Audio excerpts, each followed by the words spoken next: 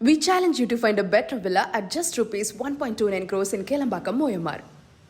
தமிழ்நாடு முதலமைச்சர் இந்த கூட்டத்தில் மிக முக்கியமாக பேச வேண்டும் என்று அனைத்து தரப்பினாலும் எதிர்பார்க்கப்பட்டது காவிரி முல்லை பெரியாறு பிரச்சனை தான்.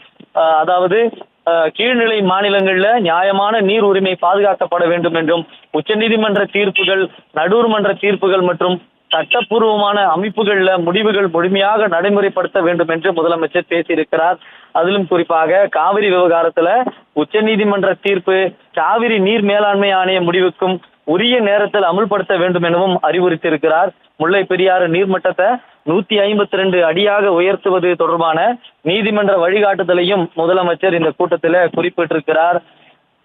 ஒட்டுமொத்த தமிழ்நாடும் நீட்டுக்கு எதிராக குரல் எழுப்பி வரக்கூடிய நிலையில நீட்டுக்கு எதிர்ப்பான குரலையும் இந்த மாநாட்டில முதலமைச்சர் ஒலித்திருக்கிறது. முதலமைச்சருடைய உரை உறுதிப்படுத்திருக்கிறது. நீட் தேர்வு கிராமப்புற மட்டுமல்லாமல் சமூக பொருளாதார ரீதியாக பின்தங்கிய மாணவர்களுக்கு பாதிப்பை ஏற்படுத்துவதாக தெரிவித்திருக்கிறார். தமிழகத்தில் எம்பிபிஎஸ், பிடிஎஸ், ஆயுஷ் மாநில ஒதுக்கீடு இடங்கள் 12ஆம் வகுப்பு மதிப்பெண்கள் அடிப்படையில் நிரப்ப மத்திய அரசு அனுமதிக்க வேண்டும் என்றும் இந்த கோரிக்கையில முன்வைத்திருக்கிறார்.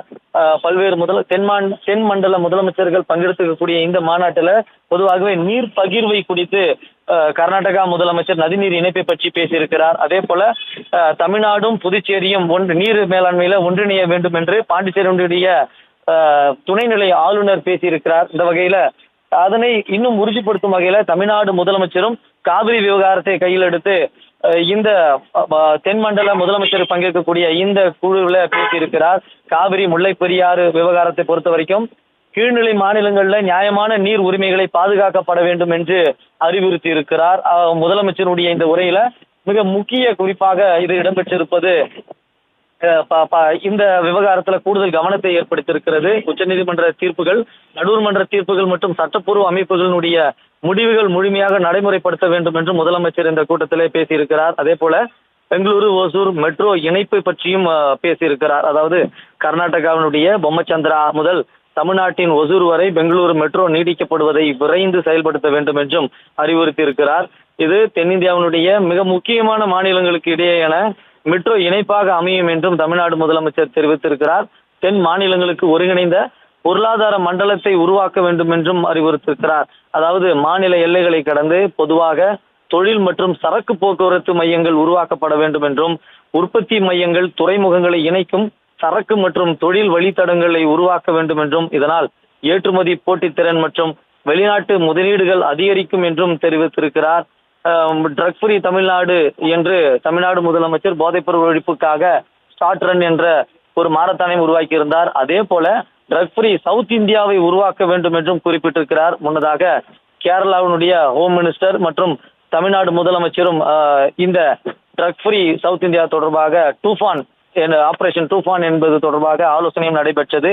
அதனை இன்னும் வலுப்படுத்தும் விதமாக ட்ரக் ஃப்ரீ சவுத் இந்தியாவை உருவாக்க வேண்டும் என்று தமிழ்நாடு முதலமைச்சர் பேசியிருப்பது இன்னும் கவனத்தை ஈர்த்திருக்கிறது. தென் மாநிலங்களினுடைய பங்குகள் குறித்து பேசியிருக்கிறார். அதாவது தென் மாநிலங்கள் இணைந்து இந்தியாவினுடைய மொத்த உள்நாட்டு உற்பத்தியில 30% அதிகமான பங்களிப்பை வழங்குவதாகவும் இந்திய பொருளாதார வளர்ச்சிக்கு தென் மாநிலங்கள் முக்கிய இயந்திரமாக உள்ளதாகவும் தமிழ்நாடு முதலமைச்சர் இந்த உரையில பேசியிருக்கிறார்.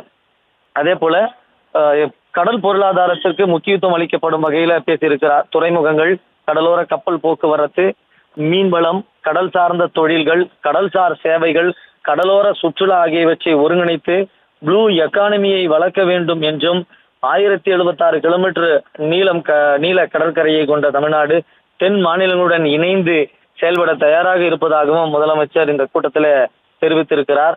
நிதி கூட்டாட்சியினுடைய சமத்துவத்தை பற்றியும் பேசியிருக்கிறார். அதாவது மக்கள் தொகை கட்டுப்பாடு, மனிதவள மேம்பாடு, நிதி ஒழுக்கம் ஆகியவற்றின் சிறப்பாக செயல்பட்ட மாநிலங்கள் பாதிக்கப்படக்கூடாது என்றும் தெரிவித்திருக்கிறார்.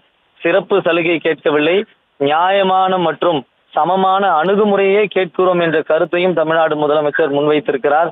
மாநிலங்களுடைய நிதி தன்னாட்சியை மதிக்க வேண்டும் என அறிவுறுத்தியிருக்கிறார். மாநிலங்களுக்கு வரி விதிப்பு நெகிழ்வுத்தன்மை குறித்தும் பேசியிருக்கிறார். ஜிஎஸ்டி அறிமுகத்துக்கு பிறகு மாநிலங்களிடம் நெகிழ்வான வருவாய் ஆதாரங்கள் குறைந்து விட்டதாக குறிப்பிட்டிருக்கிறார் விஜய்.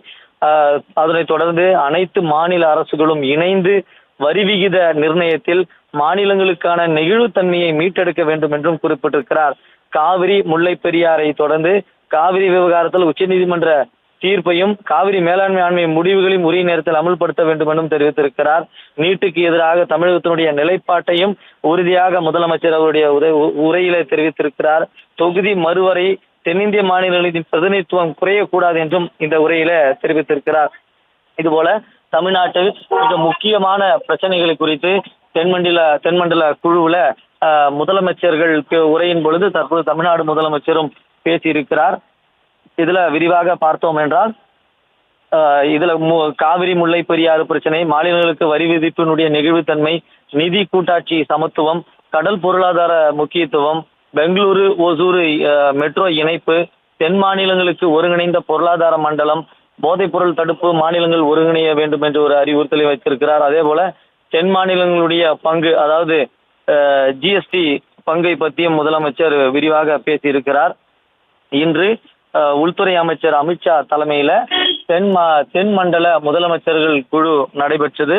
எந்த மாநிலம் இந்த குழுவை தலைமையேற்று நடத்துகிறதோ அந்த மாநிலத்தினுடைய முதலமைச்சர் தான் துணைத் தலைவராக பொறுப்பேற்பார். அந்த வகையில இந்த கூட்டத்துக்கு துணைத் தலைவராக தமிழ்நாடு முதலமைச்சர் பொறுப்பேற்றுக்கக்கூடிய சூழல்ல பல்வேறு பிரச்சனைகள் தமிழ்நாட்டில் இருக்கிறது. இந்த நதி பகிர்வாக இருக்கட்டும், குடிநீர் பிரச்சனை, இது போல பல்வேறு விஷயங்கள் இருக்கு. பொருளாதார பிரச்சனைகளை சந்தித்து வரக்கூடிய சூழல்ல இந்த பிரச்சனைகளை எல்லாம் முதலமைச்சர் பேசுவாரா என்று பல்வேறு எதிர்பார்ப்புகள் இருந்த சூழல்ல இந்த பல்வேறு எதிர்பார்ப்புகளையும் பூர்த்தி செய்யும் வகையில தமிழ்நாடு முதலமைச்சருடைய உரை அமைந்திருக்கிறது. கடல் பொருளாதாரத்தை பொறுத்த வரைக்கும் துறைமுகங்கள், கடலோர கப்பல் போக்குவரத்து, மீன்வளம், கடல் சார்ந்த தொழில்கள், கடல்சார் சேவைகள், கடலோர சுற்றுலா ஆகியவற்றையும் தமிழ்நாடு முதலமைச்சர் பேசியிருக்கிறார். நிதி கூட்டாட்சி, தென் மாநிலங்களுக்கு நியாயமான பங்கீடு வழங்க வேண்டும் என்றும் தமிழ்நாடு முதலமைச்சர் குறிப்பிட்டிருக்கிறார். தென் மாநிலங்கள் சிறப்பு சலுகை கேட்கவில்லை, நியாயமான மற்றும் சமமான அணுகுமுறையே கேட்கிறோம் என்றும் தமிழ்நாடு முதலமைச்சர் பேசியிருக்கிறார்.